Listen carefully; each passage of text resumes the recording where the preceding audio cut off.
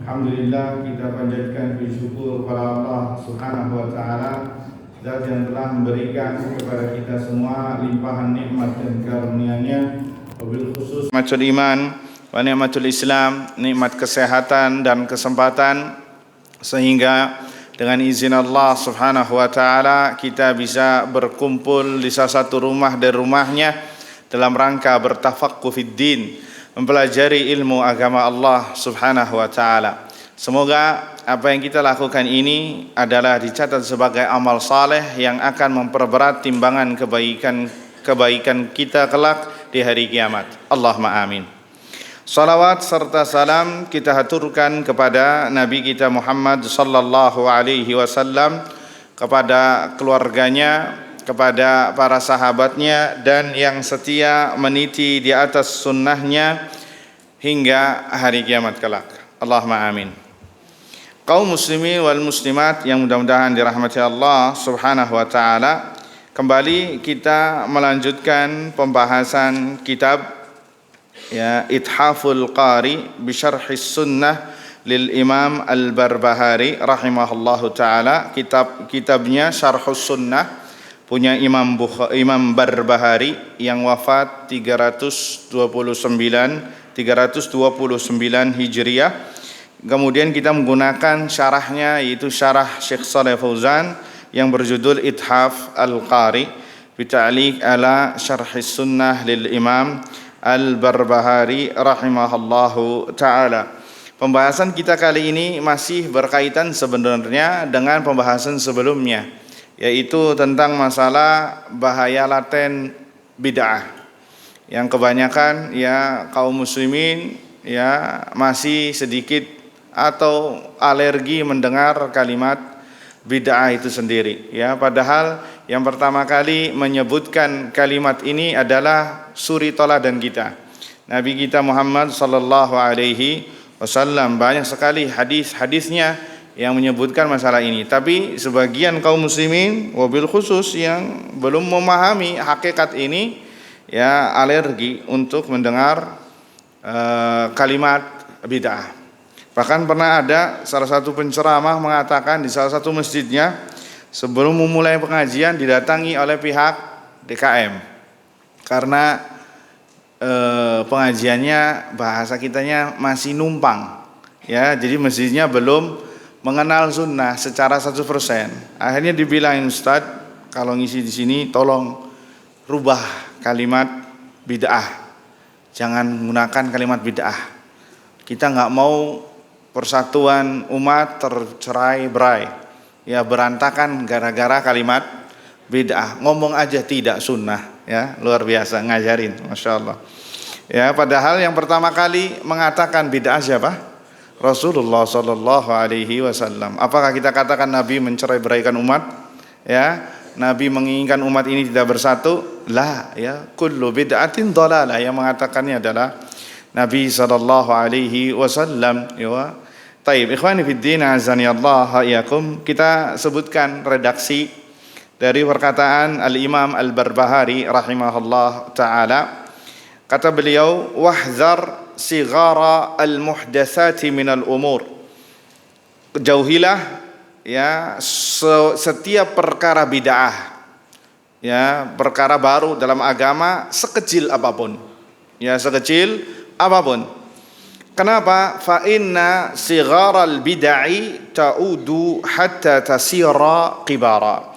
Karena perkara bid'ah apabila dibiarkan maka akan membesar. Lambat laun akan menjadi besar. Akan menjadi besar. Nanti kita sebutkan sejarahnya secara ringkas atau secara global tersirat. Wa kadzalika kullu bid'atin uhditsat fi hadhil ummah kana awwaluha saghira. Begitu juga bid'ah yang pernah terjadi di umat ini, awalnya kecil, awalnya dianggap sepele. Cuman perkara itu doang, udah dibiarin lah. Nah, kita sebutkan pernyataan Syekh Shalih Fauzan. Akhirnya lambat laun tanpa disadari yasiru kibara, menjadi besar. Udahlah, nggak usah kaku ente, masuk gitu aja, nggak boleh. Udah jangan saklek-saklek amat lah, Biarkan semua orang bebas berbeda pendapat. Biarkan orang merdeka dengan pendapatnya. Semua akan dimintai pertanggungjawabannya di hadapan Allah. Itu kan kebanyakan orang ngomong kayak gitu. Ya, udah nggak usah saklek. Ente yang ngatain benar, udah. Ente yang ngomong benar. Dia salah, udah. Ente nggak usah salahin. Nah, ini secara zahir kalimatnya kayak benar, tapi urida biha batil. Diselipkan di situ kebatilan. Agar apa? Kalau seperti itu kaidahnya, maka ya sudah, amar ma'ruf nahi mungkar dihapus saja. Ya sudah, kalau gitu Al-Qur'an dihapus saja. Ya sudah, ngapain Allah mengutus Rasul? Ngapain Allah menurunkan Al-Qur'an kalau semuanya dibiarkan begitu saja? Ya, apa faedahnya? Kalau kayak gitu agama Islam akan redup, ya.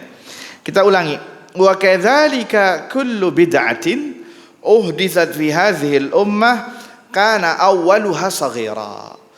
Begitu juga kalau kita melihat sejarah, kata Imam Al-Barbahari rahimahullah, ya, awal terjadinya itu kecil di umat ini. Ya, summa yusbihu kana awwaluha saghira. Kemudian yushbihul haq, dia mirip seperti kebenaran, seperti al-haq, sehingga orang menganggapnya agama. Faghtarra bidzalika man dakhala fiha, sehingga karena banyak orang yang menyepelekannya, banyak orang yang tidak menggubrisnya, akhirnya apa yang terjadi? Umat banyak yang terkecoh, banyak yang tertipu. Ya, ini aslinya bid'ah, cuman karena tidak diingkari menjadi apa? Menjadi bagian dari agama. Ya, thumma la yastati'ul khuruja minha. Akhirnya kalau sudah terlanjur terperangkap, orang susah untuk keluar abadan. Makanya antum perhatikan, lihat orang yang mendapatkan hidayahnya bukan cara sunnah, dengan cara apapun, tanpa sebut merek, ya. Ya, dengan cara apapun, kalau sudah ini dipegang mati sama dia. Ketika ada orang yang mengatakan ini enggak benar, dibela mati-matian. Tuh lihat, faghtarra biha bidzalika man dakhala biha. Akhirnya banyak orang yang terkecoh. Thumma lam yastati'ul khuruja minha. Akhirnya kalau sudah terperangkap dengan perangkap bid'ah, abadan enggak bakal keluar. La yastati'ul khuruja minha, kecuali yang mendapatkan hidayah dan taufik dari Allah Subhanahu wa taala. Wa fil ghalib, secara garis besar, orang yang melakukan bid'ah abadan susah bertaubat. Ya, ini juga sabda Nabi sallallahu alaihi wasallam, innallaha ihtajaba an kulli sahibi bid'atin hatta yada'a bid'atahu. Sesungguhnya Allah menutup pintu taubat bagi pelaku bid'ah sampai dia meninggalkan bid'ahnya. Karena apa? Karena dia nggak bakal sadar tentang bid'ahnya, karena dia menganggapnya ini al-haq, ini adalah kebenaran, ini adalah agama, ini adalah sunnah. Ya, sunnah dianggap bid'ah dan bid'ah dianggap sunnah, dan itu yang terjadi. Ya, dan itu yang biasa ditemui di lapangan. Ya, survei membuktikan. Fa'azumat wasarat dinan yudanu biha. Akhirnya bid'ah tersebut mendarah daging, membesar, ya, kemudian diyakini sehingga lambat laun menjadi agama. Yudanu biha, yang ia yakini selama ini. Lihat, subhanallah, seakan-akan Al-Imamu Al-Barbahari rahimahullah ta'ala, ya, sedang menggambarkan situasi kondisi kita sekarang, ya, sedang menggambarkan kondisi kebanyakan umat sekarang, ya. Fasarat fa'azumat, bid'ah itu membesar. Kalau sudah membesar bisa dirubah tidak? Sulit, ya, sulit sekali, ya, sulit sekali untuk bisa dirubah. Kenapa? Orang sudah terlanjur menganggapnya sebagai agama. Ketika antum merubahnya, hatta dengan cara sesantun-santunnya, dengan cara yang paling hikmah, antum minimal bakal mendapatkan cemoohan dari mereka. ya, antum dibilang Wahabi, ini paling mending. Ya, diomongi, disematkan dengan sematan yang buruk, itu yang paling mending. Yang paling parah, rumah antum digerebek. Ya, seakan-akan kayak pendosa. Rumahnya dibakar, ya, diusir dari kampungnya. Sebagaimana Nabi kita diusir dari kampungnya. Iya apa tidak? Orang yang menjalankan ajaran Nabi yang hakiki minimal merasakan apa yang pernah dirasakan Nabi Shallallahu Alaihi Wasallam. Minimalnya dapat cemoohan, dapat celaan. Yang paling kasarnya, yang paling beratnya sampai kena fisik. Ya, diusir dari kampungnya, ya, hartanya dirampas, ya, bahkan sampai nyawa taruhannya. Sebagaimana Nabi kita Shallallahu Alaihi Wasallam diusir dari kampungnya, dari Mekkah, kampung halamannya. Ya, karena apa? Karena mempertahankan masalah ini. Masalah tentang ad-din, dinul Islam yang hakiki, yang sofi, yang murni, yang berdasarkan dari apa yang diperintahkan Allah Subhanahu wa taala. Ya, maka sulit sekali orang untuk merubah bid'ah. Itu beda kayak orang merubah maksiat. Mana yang lebih gampang? Maksiat apa bid'ah?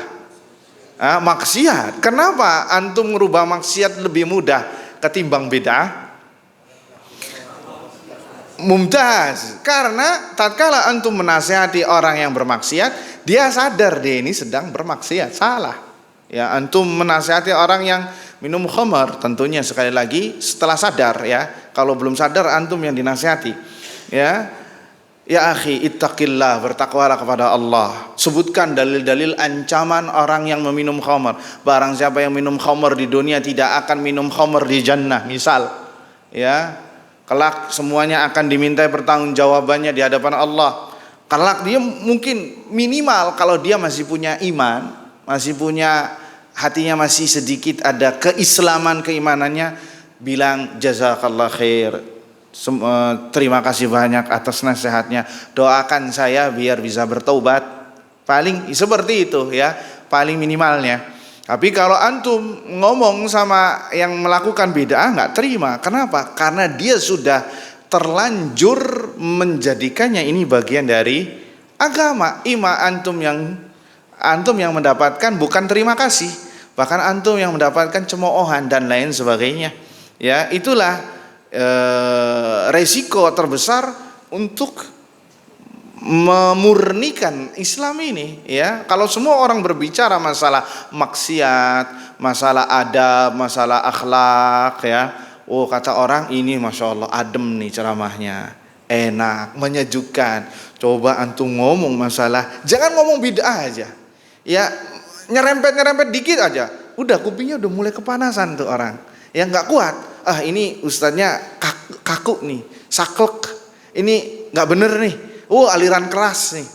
Jangan-jangan awas nanti bisa jadi teroris dan lain sebagainya. Sudah alergi duluan, padahal ya belum mengetahui hakikatnya sama sekali.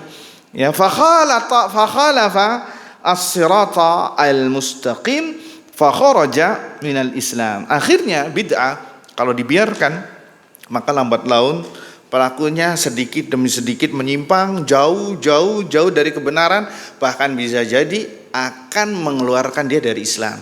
Sehingga agama yang dilakukan sama sekali tidak ada asal usulnya dari Al-Quran dan Sunnah, dari Allah dan Rasulnya.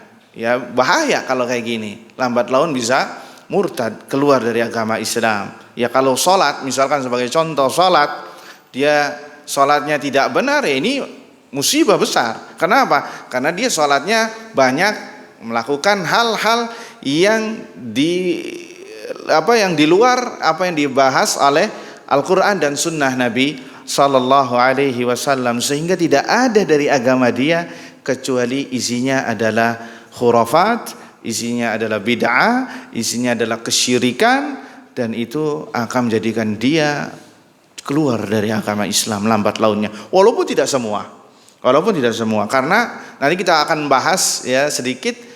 Bid'ah itu ada dua, ada bid'ah yang sampai mengeluarkan seseorang dari kekafiran, keislaman, dan ada bid'ah yang masih lingkupannya tidak mengeluarkan orang dari dari Islam, tetapi dia melakukan maksiat.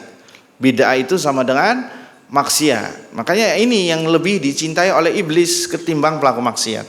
Tadi karena pelaku maksiat suatu saat akan bertobat kepada Allah Azza wa Jalla. Suatu saat hatinya itu bersalah, takut jangan-jangan nanti diazab sama Allah, jangan-jangan Allah siksa. Hati kecilnya itu menjerit.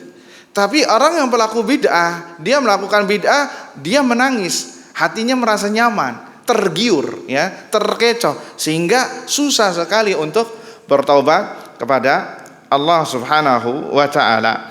Taib, itu redaksi yang kita bahas, kita sebutkan syarahnya Syekh Shalih Fauzan hafizahullah secara global. Kata beliau ketika mengomentari ihzar sigara al-muhdatsat minal umur. Jauhilah setiap perkara baru walaupun itu kecil dalam bab agama. Sekali lagi dalam bab agama, ya ikhwah. Ya, bukan dalam bab dunia. Bab agama itu apa? Agama yang semuanya berlandaskan dari wahyu. Seperti salat itu agama, seperti ibadah itu agama, seperti akidah itu agama. Maka kalau yang seperti ini orang nggak boleh ngarang indah.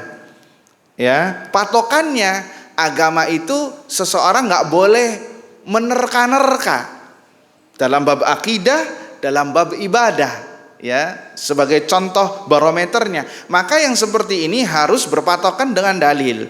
Nah, ketika ada orang yang ngarang-ngarang dengan imajinasinya, ya, kayaknya enaknya kayak gini, nah ini sudah mulai keluar jalur. Itu yang namanya bid'ah yang diwanti-wanti oleh Nabi Shallallahu Alaihi Wasallam. Adapun bid'ah yang secara umum, artinya bid'ah artinya adalah segala sesuatu yang baru yang belum ada sebelumnya.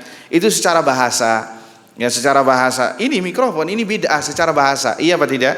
50 atau 100 tahun yang lalu ada tidak? Tidak ada. Ini secara bahasa bid'ah. Tapi bukan itu yang dimaksudkan. Karena seluruh perkara dunia itu bid'ah. Ya, secara bahasa, update bahasa kita sekarang, terupgrade. Dahulu 20 tahun yang lalu antum masih baca koran, iya atau tidak? Sekarang masih baca koran atau sudah lewat digital. Nah, itu bid'ah. Artinya akan terus akan ada update-nya perkara dunia. Kalau antum nggak bisa nge-update dunia, antum yang tertinggal. Ya, antum yang tertinggal. Kenapa? Karena perkara dunia itu update terus. Dan itu bid'ah secara bahasa enggak masalah. Karena bab dunia itu hukum asalnya dibolehkan, dihalalkan sampai ada dalil yang apa? Melarangnya, baru kita nggak boleh. Makanya Allah mengatakan apa? Wa ahallallahu al-bai'a wa harrama ar-riba. Allah menghalalkan jual beli. Ini hukum asal. Jual beli hukumnya apa? Halal, ya. Kemudian Allah kecualikan wa harrama ar-riba. Dan Allah mengharamkan riba. Riba bagian transaksi jual beli, tapi diharamkan oleh Allah Subhanahu wa ta'ala. Sehingga kata para ulama, hukum asal perkara dunia itu mubah, halal, sampai ada dalil yang mengharamkannya. Makanya antum perhatikan di Al-Quran, Allah ketika mengharamkan itu dengan spesifik, ya, secara detail. Kenapa? Karena hukum asalnya mubah, ya. Innama harrama alaikumul maitata waddama walahmal khinzir wama uhilla bihi li ghairillah. Sesungguhnya yang diharamkan untuk kalian dalam bab makanan adalah pertama apa? Darah, kemudian khinzir, daging babi, kemudian apa lagi? Innama harrama alaikumul maitata waddama walahmal khinzir, bangkai tadi, dan segala bentuk yang disajikan untuk selain Allah, sesajen. Maka ini haram. Selain dari itu, maka itu adalah sesuatu yang dibolehkan. Ini hukum asal dunia itu diperbolehkan. Berbeda dengan hukum masalah agama. Hukum masalah agama adalah haram. Hukum masalah agama adalah hukum awalnya adalah haram, hukum asalnya, sampai ada dalil yang memerintahkannya. Dari mana? Banyak dari hadis-hadis Nabi SAW. Sebagai contoh adalah man amila amalan laisa alaihi amruna fahuwa raddun.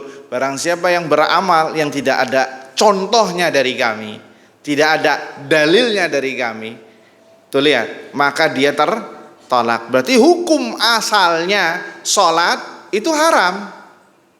Faham? Hukum asalnya sholat itu haram sampai ada dalil yang memerintahkan kita untuk sholat. Ada apa tidak? Ada di Al-Quran. Wa aqimu as-shalah, ya, wa aqimus shalah. Begitu juga puasa, hukum asalnya haram. Ibadah hukum asalnya haram sampai ada dalil yang memerintahkannya. Kalau ada dalil, maka itu adalah yang diperintahkan.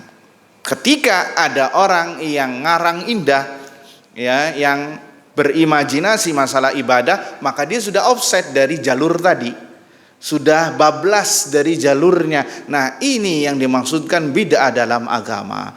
Ya, man amila amalan laisa alaihi amruna fahuwa raddun. Barang siapa yang beramal yang tidak ada landasan hukumnya dari kami, maka itu tertolak. Makanya antum berani enggak salat maghrib 4 rakaat? Enggak berani. Kenapa? Bakal tertolak. Kenapa? Karena kita berpacu kepada dalil, pada hadis. Salat subuh 2 rakaat dari mana? Dalil.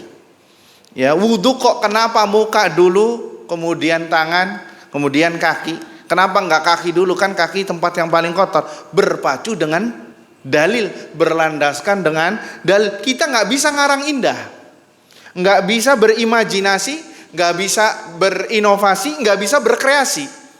Dalam masalah ibadah semuanya harus qala Allah wa qala Rasul sallallahu alaihi wasallam. Ya, adapun selain dari agama, maka itu dipersilakan boleh. Ya, adanya mikrofon, adanya kamera, adanya lampu. Ya, ini semua perkara dunia yang hukum asalnya adalah sah-sah saja digunakan. Apalagi digunakan untuk sarana ibadah, maka itu bisa membuat seseorang mendapatkan pahala karena dia dapatkan ini semua fasilitas. Makanya Thomas Alva Edison ini, ya, kalau saja dia muslim, mukmin yang menemukan listrik, bisa jadi sebab dia masuk surga. Ya, karena berapa banyak ribuan orang bisa mendapatkan manfaatnya dari listrik tersebut, tapi sayang kafir. Akhirnya habitat a'maluhum fid dunya wal akhirah, sehingga amalannya enggak bakal ya diterima oleh Allah Subhanahu wa taala. Karena syarat untuk masuk surga dia harus mengikrarkan 2 kalimat syahadat, harus menjadi seorang muslim dan mukmin, ya, mukmin kepada Allah Subhanahu wa taala. Baik, kembali ke pembahasan lagi. Wahdhar sigara al-muhdatsati minal umur. Maka jauhilah segala perkara yang baru dalam bab agama ini, ya. Kata Syekh, jangan bermudah-mudahan. Oh, enggak apa-apa kok, ini kan hal yang kecil. Jangan. Kenapa? Karena yang kecil akan menjadi besar. Begitu juga orang yang melakukan maksiat. Orang yang melakukan maksiat enggak langsung besar dulu, tapi dari kecil dulu. Lihat orang berzina, enggak ada di dalam Al-Quran. Emang walaupun ada, ya, tapi larangan tentang berzina Allah mengatakan apa? Wala taqrabu zina. Allah tidak mengatakan wala taznun, jangan kalian berzina, tapi jangan dekati zina. Karena orang itu, ya, kita berbicara orang yang normal, yang tadinya baik menjadi tidak baik, itu awalnya dari perkara-perkara kecil dari maksiat. Lambat laun akan menggiring dia ke yang lebih besar dari setelahnya, kemudian menjadi besar, kemudian menjadi hal yang diinginkan oleh syaitan, yaitu zina. Makanya Al-Imam salah satu ulama mengatakan, kalau tidak salah Ibnu Jauzi, dalam kitab beliau Talbisul Iblis, awal pertama syaitan menyuruh orang untuk berzina bukan dengan zina, tapi dengan apa? Fanazratun, dengan apa? Dengan melihat, ya, orang bilang pandangan pertama. An-nazratul ula la tunsa. Pandangan pertama enggak bakal lupa, iya enggak? Habis nazrah, habis pandangan, langsung karena dia enggak segera dipalingkan atau dia enggak segera bertobat, maka setan akan mudah untuk menjerumuskan dia yang kedua, yaitu ibtisamun. Apa ibtisam? Senyum. Ya, senyum kepada lawan jenis. Atau zaman sekarang kepada sesama jenis, waliyadzubillah.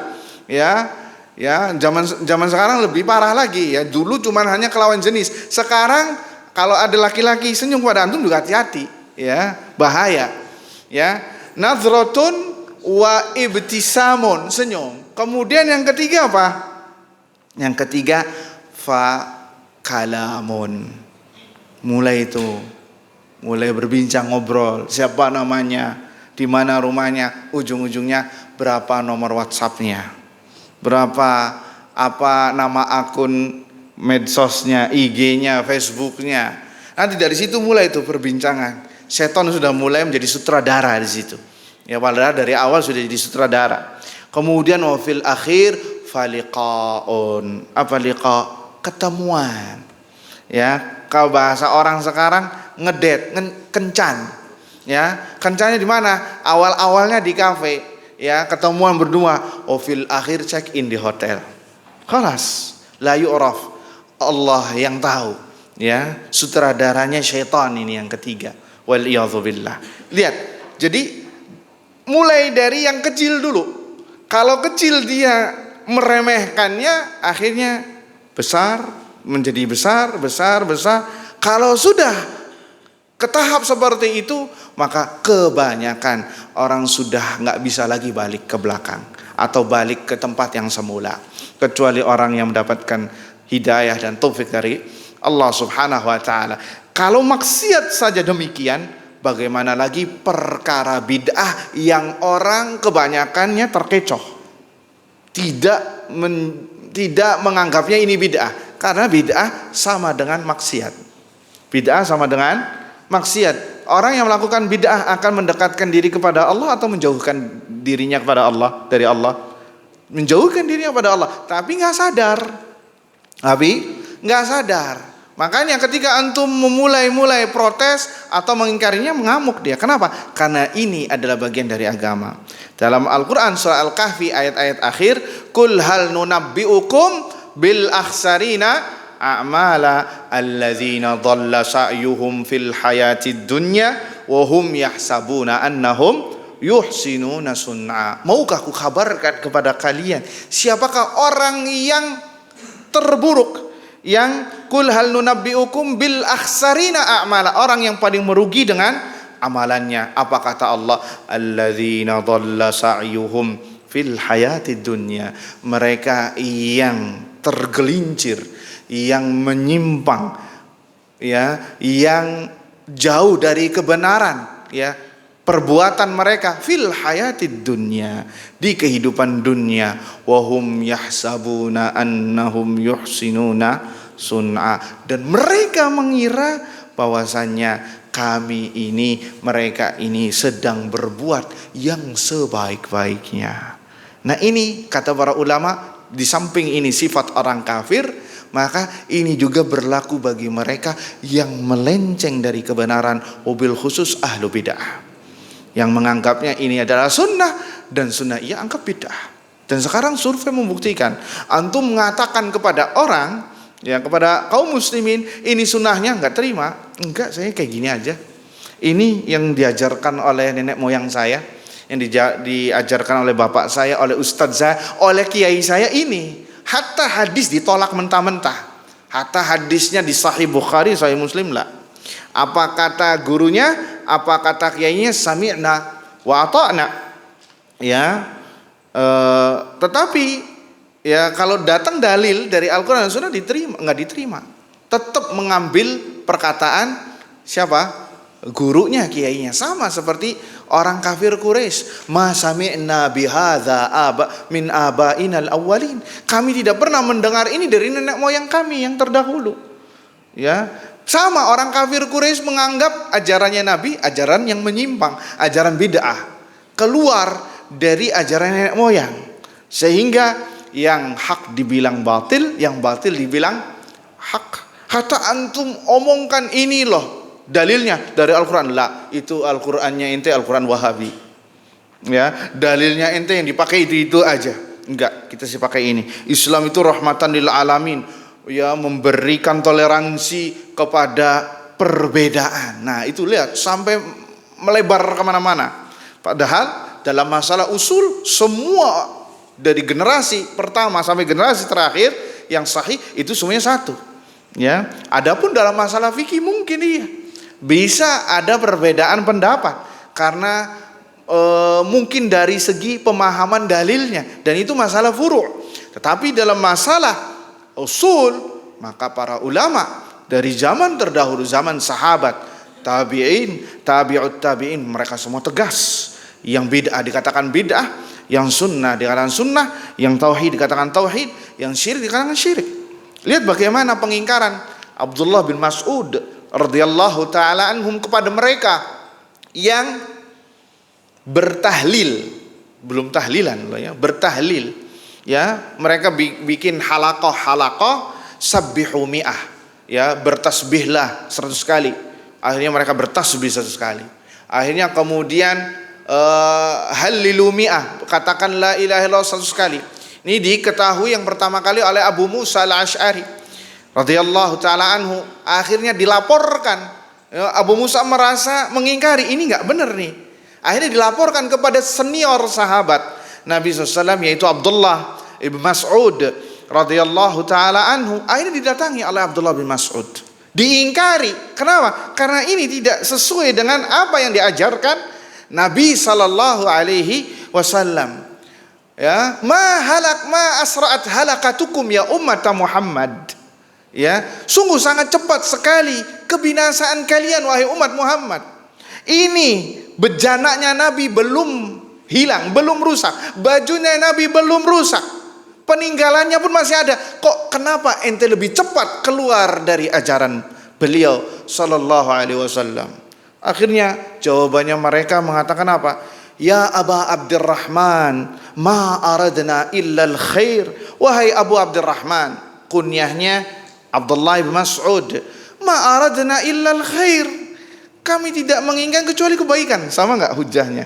Ya, kalau antum bilang kayak gini, kan daripada nanti main kartu, main gaple, masih mending ngaji surat Yasin bareng-bareng. Kan itu bagus. Iya apa tidak? Daripada kayak gini, daripada ghibah, daripada lihat, pakai apa? Pakai perasaan. Sama itu hujahnya, ma aradna illal khair. Kami tidak menginginkan kecuali kebaikan.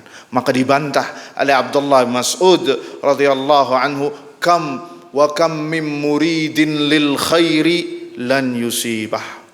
Dalam riwayat lain, wa kam min muridin lil khairi lam yusibhu. Berapa banyak orang yang menginginkan kebaikan tapi tidak sampai, tidak mengena. Kenapa? Karena caranya sudah salah, caranya tidak benar. Maka bagaimana dia akan mendapatkan kebaikan? Tuh lihat, akhirnya ya banyak di antara mereka ada yang bertaubat, ada yang kembali kepada hak, sebagian lagi ada yang tidak. Ya, dan itu juga pernah terjadi di waktu Khalifah Ali bin Abi Thalib radhiyallahu anhu, diberi nasihat oleh Abdullah bin Abbas karena sebagian dari mereka terkena fikrah Khawarij. Akhirnya mereka yang dinasehati oleh Abdullah bin Mas'ud yang masih kekeh terhadap itu, terhadap perbuatan bid'ah tersebut, di hari Nahrawan atau di hari tatkala terjadi perselisihan ya antara Ali dan Muawiyah, atau tatkala Ali memerangi Khawarij, mereka semua berasal dari orang tersebut, dari bid'ah tadi. Tuh lihat, dari kecil akhirnya menjadi besar. Kalau sudah besar, kira-kira bisa dihentikan? Abadan, lah, tidak bisa. Susah sekali. Ibarat api, kalau masih kecil gampang dipadamkan, iya apa tidak? Tapi kalau sudah besar, satu rumah besarnya, susah untuk dipadamkan kecuali dengan alat yang ekstra, ya, dengan memanggil pemadam kebakaran. Dan itu pun nggak 1 2, nggak cukup, banyak. Dan mungkin terkadang bisa 1-2 rumah terkena. Kenapa? Sudah semakin membesar. Begitu juga kemaksiatan, begitu juga bid'ah. Tatkala dibiarkan begitu saja, maka lambat laun akan membesar dan menjadi bom waktu, susah untuk dihilangkan. Ya, bahkan orang yang mengingkarinya dibilang Anda adalah orang yang keluar dari Islam. Karena ini adalah agama Islam, kata mereka. Ikhwani fid din, a'azzani Allah wa iyyakum. Makanya kalau kita lihat redaksi Nabi Sallallahu Alaihi Wasallam itu menutup rapat-rapat tentang masalah bid'ah. Jangan disepelekan. Mau yang besar, mau yang kecil, itu tetap waspada. Iyyakum wa muhdatsatil umur. Jauhilah oleh kalian perkara-perkara baru. Mau itu kecil, mau itu besar. Baik itu bid'ah dalam masalah ibadah, Ustaz hanya sekedar zikir doang. Hanya sekedar dengan misalkan dengan alat tasbih. Alat tasbih sebenarnya tidak masalah, boleh, asal tidak meyakini itu adalah afdal. Kalau sudah meyakini itu afdal, maka ini masuk dalam ranah bid'ah. Tapi kalau tidak meyakininya, hanya sekedar wasilah, tidak apa-apa. Tetapi khilafus sunnah, tidak sesuai dengan sunnah Nabi SAW. Karena Nabi SAW adalah berzikir dengan asabi'nya. Subhanallah, subhanallah, subhanallah, subhanallah, subhanallah. Alhamdulillah, alhamdulillah, alhamdulillah, alhamdulillah. Seperti ini tasbihnya Nabi SAW. Bukan seperti ini, alhamdulillah, alhamdulillah. Ini boleh kata ulama. Tapi yang sunnahnya Nabi satu-satu, paham? Tapi kalau kayak gini boleh, enggak masalah. Tapi yang sunnahnya seperti tadi, pakai tasbih sebenarnya ditinggalkan itu afdal. Tapi kalau ingin dilakukan ada syarat-syaratnya. Di antara syaratnya tidak meyakini bahwasanya itu adalah afdal. Yang afdalnya pakai apa? Pakai tangan, dan tangannya tangan kanan. Coba lihat. Tapi kalau sudah meyakini afdal, nanti kelamaan merembet lagi tuh. Kayaknya kayak gini nih. Kayaknya nanti merambat laut, merembet kemana-mana. Akhirnya terjadilah bid'ah yang merebak. Saking banyaknya bid'ah sampai-sampai orang tidak tahu mana yang sunnahnya. Dan itu terjadi di sebagian tempat, ya, itu sangat asing sekali Islam. Antum sholat dengan cara sunnah pun, ini kok sholatnya beda. Zikirnya antum gak keras, gak ikut berjamaah, ini kok kayaknya beda. Kenapa? Karena bid'ahnya sudah terlalu menguasai di tempat tersebut. Kalau sudah menguasai di satu tempat tersebut, maka tatkala datang sunnah, ada orang yang mengajarkan sunnah, mental, gak kuat. Entah itu orangnya yang sudah gak bisa masuk, atau merekanya yang memang mengusir sunnah. Karena disebutkan dalam sebuah hadis, ma'ahdatsa qaumun bid'atan illa rafa'an mithliha sunnah. Tidaklah sebuah kaum melakukan sebuah bid'ah, maka akan dicabut sunnah yang semisalnya. Akan dicabut, sehingga orang taunya ini perkaranya, dan dianggap itu sunnah, dan mendarah daging bertahun-tahun, bergenerasi. Datang antum yang miskin, subhanallah, ini sunnahnya, antum yang dibantai, ya, bukan ya ajaran dianya. Karena apa? Sudah terlanjur dijadikan sebagai agama, sudah hidup mati, surga neraka, kata mereka. Ya, kalaupun nyawa taruhannya, mereka katakan jihad. Ayo kita jihad. Ini yang benar, ini yang hak, kata mereka. Waliyadzubillah. Inilah pentingnya kita berilmu. Karena apa? Karena bid'ah itu tidak bisa diketahui kecuali dengan kita mempersenjatai diri kita dengan ilmu syar'i. Sekali lagi, bid'ah tidak bisa ketahuan hakikatnya kecuali jika kita mempersenjatai diri kita dengan ilmu syar'i yang berlandas sendiri. Qala Allah wa qala Rasul sallallahu alaihi wasallam. Adapun orang yang tidak mau menuntut ilmu, yang tidak mengetahui tentang banyak ilmu, bagaimana dia bisa tahu ini bid'ah, ini sunnah, ini tauhid, ini syirik, ini halal, ini haram? Gak bakal bisa tahu. Makanya kata seorang qail mengatakan, araftu syarra la li syarri walakin li tawaqqihi faman lam ya'rifil khaira minasy syarri yaqa'u fihi. Aku mengetahui keburukan bukan dalam rangka melaksanakannya, bukan dalam rangka untuk mengamalkannya, akan tetapi untuk litawaqihi, membentengi diri agar tidak terjerembab. Kemudian wa man lam ya'rifil khaira minasyarri yaqa'u fihi. Barang siapa yang tidak bisa membedakan kebaikan dari keburukan, maka dia akan terjerembab dalam keburukan tersebut. Cepat atau lambat, mau tidak mau. Barang siapa yang tidak bisa membedakan mana tauhid, mana syirik, maka dia akan terjerembab dalam kesyirikan. Ya, barang siapa yang tidak bisa membedakan mana sunnah, mana bid'ah, maka dia lambat laun akan terjerembab dalam bid'ah tanpa ia sadari. Barang siapa yang tidak bisa membedakan mana halal, mana haram, maka dia akan terjerembab dalam bab yang haram. Makanya penting bagi kita untuk membentengi diri. Dan semua masing-masing di antara kita miskin ilmu, yang sangat sedikit ilmunya, maka penting bagi kita untuk mempelajari ilmu syar'i, dan itu fardhu ain. Berarti kalau fardhu ain ditinggalkan berdosa apa tidak? Berdosa. Yang mengatakannya siapa? Nabi sallallahu alaihi wasallam, talabul ilmi faridatun ala kulli muslim. Menuntut ilmu, yakni di sini ilmu syar'i, bukan ilmu dunia.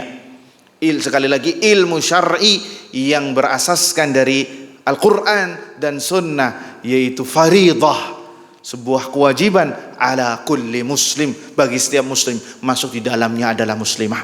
Maka wajib siapapun anda seorang dokter kah, Anda seorang insinyur kah, Anda seorang arsitek kah, Anda seorang pedagang kah, maka wajib untuk memahami Al-Quran dan Sunnah. Karena ini yang harus kita pegang sampai kita mati, sampai kita bertemu dengan Rabb kita, Allah Azza wa Jalla, sampai yang akan mengantarkan kita kepada surganya, yaitu dengan ilmu syar'i. Karena dengan ilmu syar'i kita bisa terbimbingkan, akan mendapatkan bimbingan dari Allah. Ini jalan yang dilarang, ini jalan yang diperbolehkan, ini jalan yang harus engkau tempuh, ini jalan yang seharusnya Anda tempuh. Itu semua tidak bisa dilakukan kecuali dengan ilmu syar'i. Makanya Allah dan Rasulnya memuji orang yang menuntut ilmu dengan apa? Kebaikan yang banyak. Man yuridillahu bihi khairan yufaqihu fiddin. Sering kita dengar hadis ini di setiap pembukaan majlis ilmu. Barang siapa yang dikehendaki baik oleh Allah Azza wa Jal,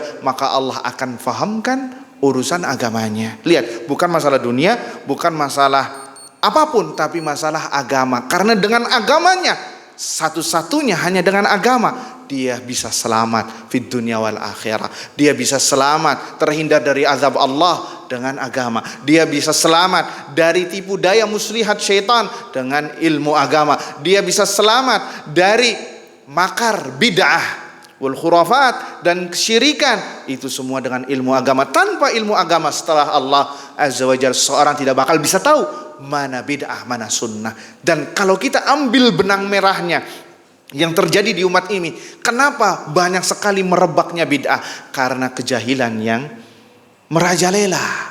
Al-jahlu ra'su kulli syarr. Karena kejahilan adalah inti pokok kejahatan, keburukan. Kenapa bid'ah bisa merebak? Karena tidak diajarkan sunnah, tidak diajarkan ilmu, atau merekanya tidak mau belajar. Maka ini yang terjadi. Sehingga jangan heran kalau kita hidup di tengah-tengah orang yang banyak melakukan bid'ah. Dan maka antum ucapkan alhamdulillah jika anda termasuk orang-orang yang mendapatkan bimbingan masalah ini. Karena berapa banyak orang yang di sana sebuah tempat tidak bisa mengetahui sampai sekarang mana Islam yang benar, mana Islam di atas sunnah, mana Islam yang menyimpang. Mereka nggak tahu. Yang penting apa kata ajaran kiainya. Wallahu ta'ala a'lam bissawab. Baik, mungkin tapi kita break sebentar untuk azan. Ada 2 poin lagi kita bahas. Nah,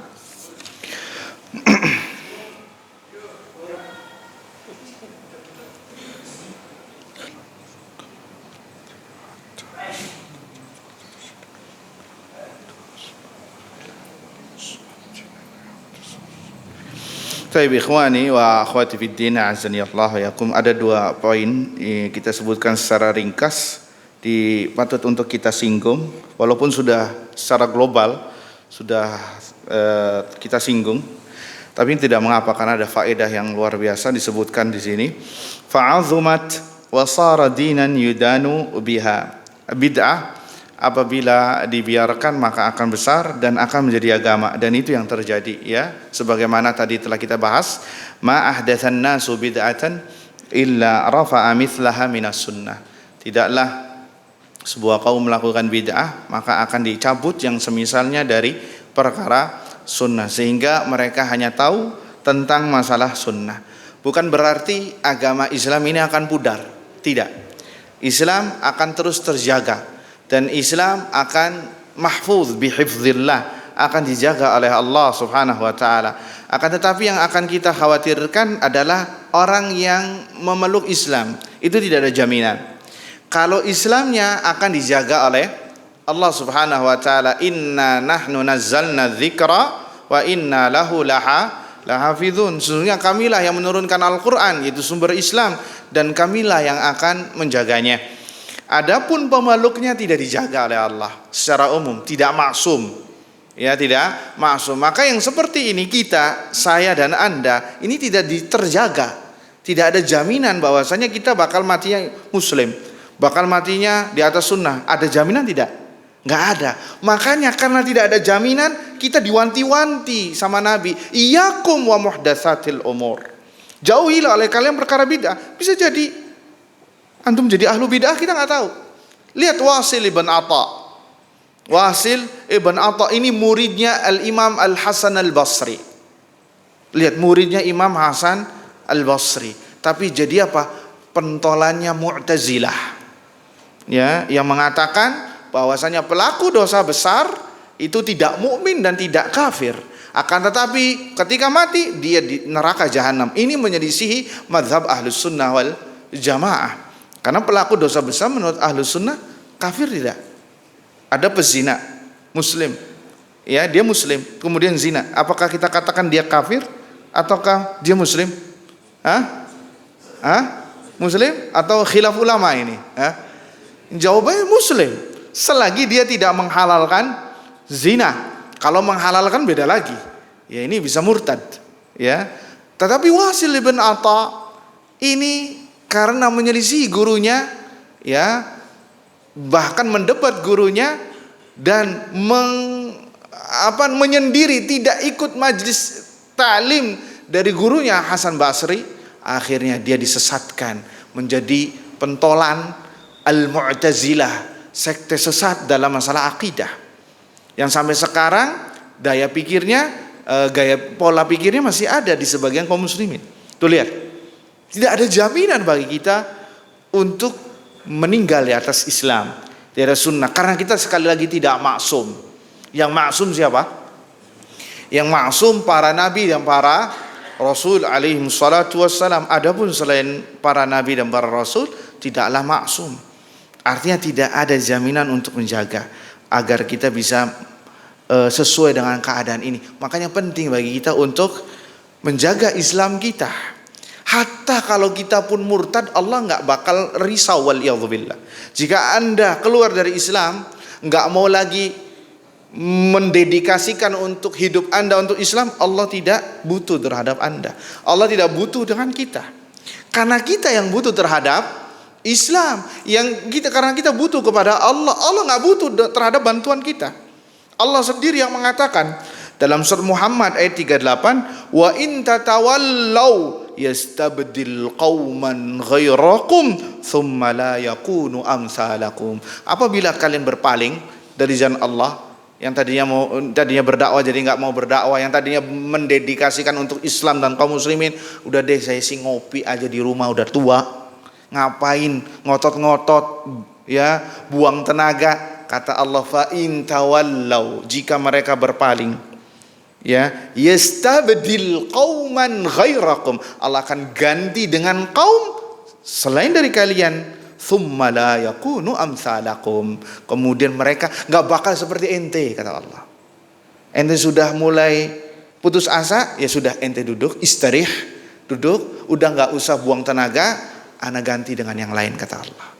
Makanya Ini tatkala Allah menggunakan tenaga kita, menggunakan kita sebagai penggerak agar Islam ini tetap berjaya, maka bersyukurlah kepada Allah Azza wa Jalla sesuai dengan profesi masing-masing. Ya, orang yang memiliki ilmu dia mentransferkan ilmunya.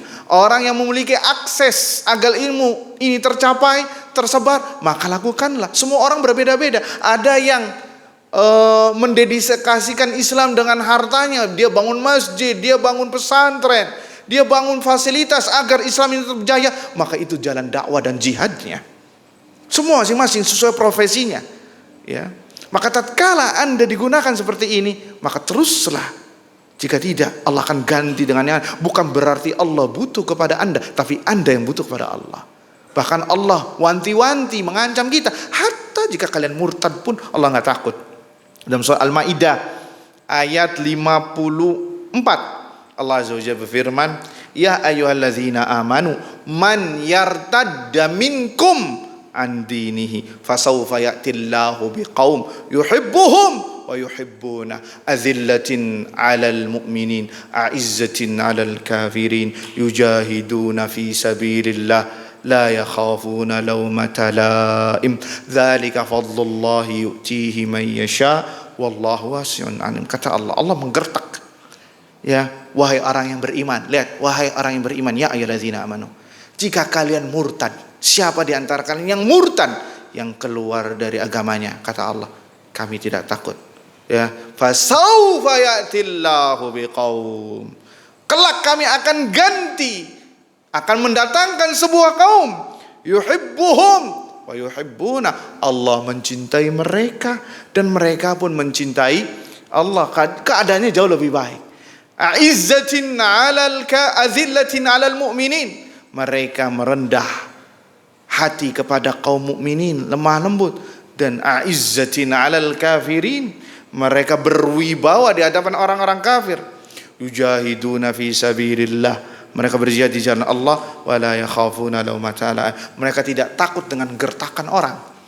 Ya, selagi mereka berada di jalan al-haq. Artinya Allah menggambarkan kaum yang mana mereka tidak takut terhadap tatkala mereka menjalankan agamanya. Tatkala Anda mengatakan sudahlah, Anda nggak mau nuntut ilmu lagi, jangan dikira antum duduknya antum di sini ini hanya sekedar duduk. Jihad fisabilillah, bahkan afdalul jihad, selagi jihad melawan orang kafir belum fardu ain.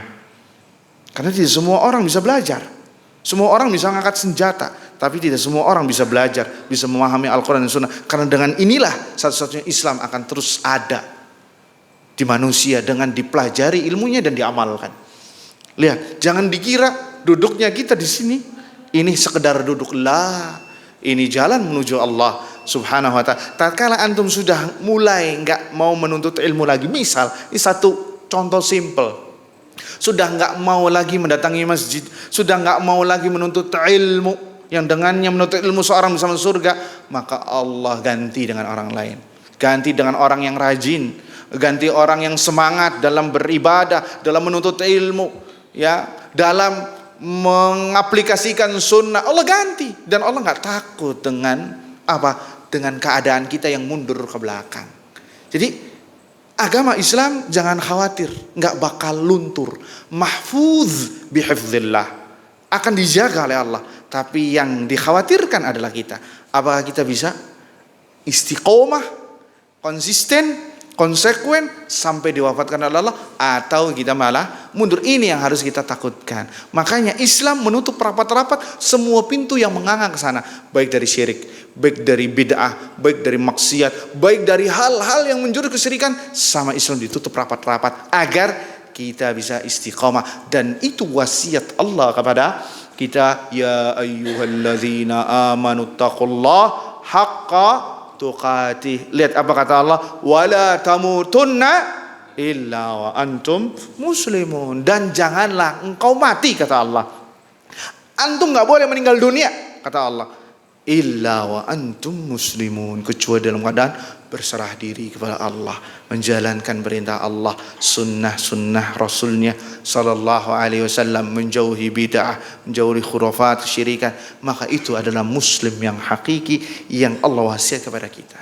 Makanya para nabi dan para rasul yang mengetahui hakikat ini, mereka sampai berdoa kepada Allah agar diwafatkan muslim. Contohnya doa Nabi Yusuf yang diabadikan oleh Allah dalam Al-Quran surat Yusuf ayat 101. Tawaffani musliman wa alhiqni bis salihin. Ya Allah, wafatkanlah aku dalam keadaan muslim, berserah diri, dan golongkanlah hamba menjadi orang-orang soleh. Padahal nabi loh. Ini nabi pilihan Allah. Lah bagaimana lagi dengan kita yang bukan nabi, nggak maksum, ya nggak maksum, tidak dijaga, tidak ada jaminan penjagaan dari Allah Subhanahu wa Ta'ala. Maka lebih mengerikan lagi, harus lebih ekstra dan waspada agar kita selalu berada di atas rel yang telah Allah gariskan dan Rasulnya Sallallahu Alaihi Wasallam. Kemudian satu poin terakhir, fakhalafas sirata fakharaja minal Islam. Kemudian bid'ah apabila dibiarkan maka lambat laun bisa mengeluarkan orang dalam Islam.